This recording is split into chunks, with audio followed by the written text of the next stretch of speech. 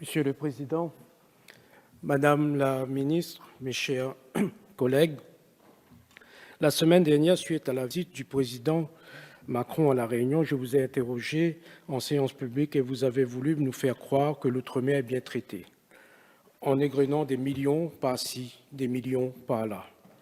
Mais vous n'avez convaincu personne, car ceux qui souffrent de votre politique y bougent encore. Comme un mauvais médecin, face à l'aggravation de l'état du malade, vous renouvelez le même traitement. Zot les pas like ça, en gros, en sorte à nous. En effet, comme chaque année, l'examen de la mission Outre-mer est presque la seule occasion de pouvoir avoir une discussion sur la réalité de nos territoires. Quoique discussion est un bien grand mot, car vous nous écoutez, mais pas plus que ça. Vous n'entendez pas la souffrance du peuple. Contrairement à vous, et pour ne tromper personne, nous préférons calculer les budgets en prenant en compte l'inflation et l'augmentation de la population. Les années précédentes, le budget Outre-mer a déjà reculé et pour cette année, c'est aussi le cas. Dans le détail, vous allez donc supprimer plus de 62 millions d'euros sur le programme Emploi Outre-mer et 85 millions sur le programme Conditions de vie Outre-mer. Madame la ministre, est-ce bien sérieux? Au programme Aide à l'accès au logement, 67 millions en moins, alors que des dizaines de milliers de demandes sont en attente.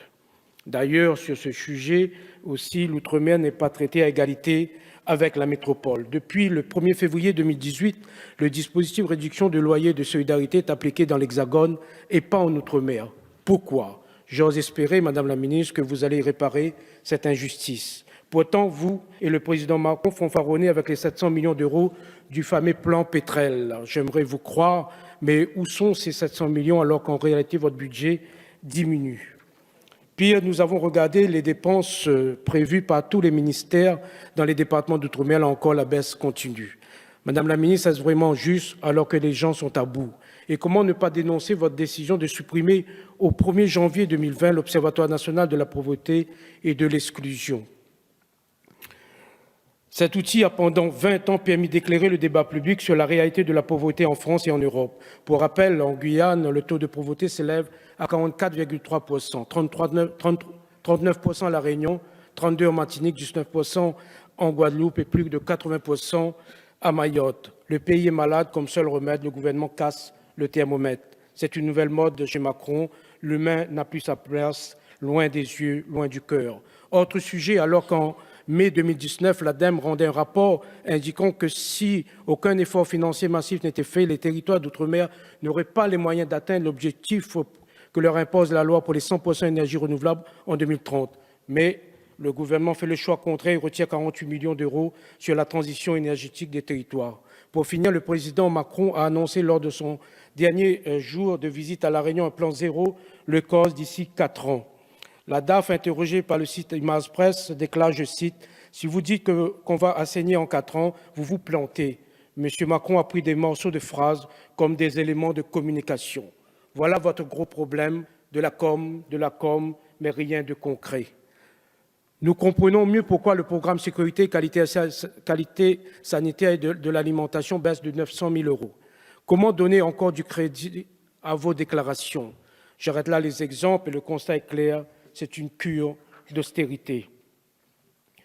La communication ne suffit pas. Nous voulons de vrais budgets et de vraies actions qui vont dans le sens de la justice sociale, de l'émancipation humaine, de la protection de la nature et de la biodiversité. Madame la ministre, dites à vos collègues du gouvernement des riches que nous, ultramarins, refusons votre budget. Je prends l'opinion à témoin, cette Assemblée est composée de 577 députés. Or, nous ne sommes qu'à peine 30 députés dans cet hémicycle. Mais vous allez nous imposer une décision contre notre volonté, grâce à cette manœuvre d'appeler pour le vote les députés de l'Hexagone. Ils ne prennent pas le temps, la peine d'écouter nos arguments et par leur vote, ils vont sanctionner les populations d'outre-mer sans connaître un seul chiffre de ce budget. C'est un manque de respect inqualifiable. Comment développer nos territoires dans ces conditions? Ce n'est ni plus ni moins qu'un système peu démocratique et révoltant. Les Outre-mer méritent beaucoup mieux que cela. Pourquoi continuer à empêcher le bien-être du peuple? Et ma question est claire. Où est la fraternité? Arrivé à la moitié du mandat d'Emmanuel Macron, nous n'avons pas d'autre choix que de constater l'échec cuisant de votre politique. alors la seule solution sera une bonne révolution citoyenne par les urnes que j'appelle avec force. Je vous remercie. Merci, monsieur le député.